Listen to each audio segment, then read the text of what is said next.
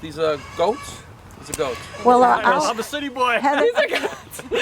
Feeling a little out of your element, Ed? Yeah, well, we're all the way out here on Eastern Long Island, and I'm a city boy, but, for the sisters, we came out here. Tell us where we are today. We're at the Sisters of St. Joseph's in Brentwood, and we came out to see their very own organic garden. to date, we have never used a chemical, and we're happy to say that what we do is very much in keeping with the new encyclical. Sure. Yeah. The Pope's encyclical, an environmental appeal called Laudato Si', stresses that creatures are not simply exploitable resources, but have value in and of themselves.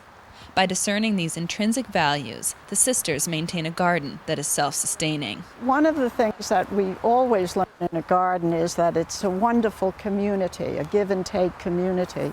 So we grow, we have turnips, we have Swiss chard, we have beets, interspersed with flowers. And flowers are extremely important because, as you see in this coreopsis, it attracts both good and bad insects.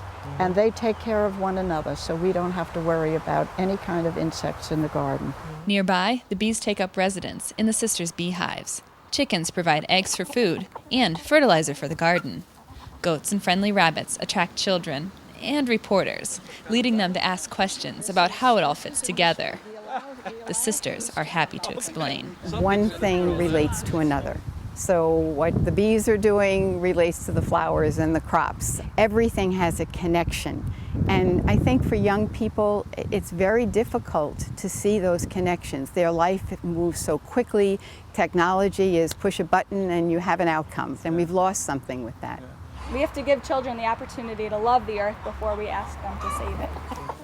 Exuberant about the encyclical, the sisters hope that it reminds humanity that they are part of something much bigger, the earth. We live in a culture that's very individualistic. We are consumers, all of us, but we have no sense of the impact of those behaviors on creation, on our world.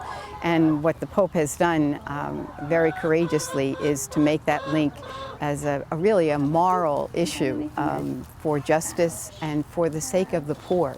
The poor are the ones who are suffering by our consumerism and by our lack of attention. My personal experience with kids living in poverty, and their water was dirty. They didn't have clean water to drink. Well, if we're polluting the water, then we're polluting our children. It has always disturbed me when people say, we can't care that much about the environment, we need to care about people, but we are it. We are it. When we talk about environment, we're talking about ourselves. Pope Francis wrote, we are the dust of the earth. We are the dust of the earth. As healthy as the earth is, we are. See this one? Delicious. Inspired, we ask the sisters, what about city dwellers who don't have room to grow a garden? How can we follow the Pope's insight? They point to small steps. Just be aware of the amount of water you use. Be aware of what kind of chicken you buy. And food is such a big issue. What we eat, where the food comes from, how far it travels. And use our voices too. Yes. And say, this can't be anymore. And this needs to be. Pope Francis talks about hope, but is there really hope? I think when one person does something and another does something, then you keep adding to that community of doing something. There is hope. It's easy to say what I do doesn't make a difference, so I won't do it. And there lies the problem. So what do you think, Ed? Are you going to go start your own garden? Well, I actually have my own little plot in Bay Ridge, but I don't have any vegetables, and I might be inspired a little bit after today to try to grow a few tomatoes. Yeah, the sisters are into education. Maybe they could come and give you some tips. Well, the sisters educated me as a kid, and they're continuing to educate me today. Reporting for Currents from Brentwood, I'm Katie Breidenbach. And I'm Ed Wilkinson.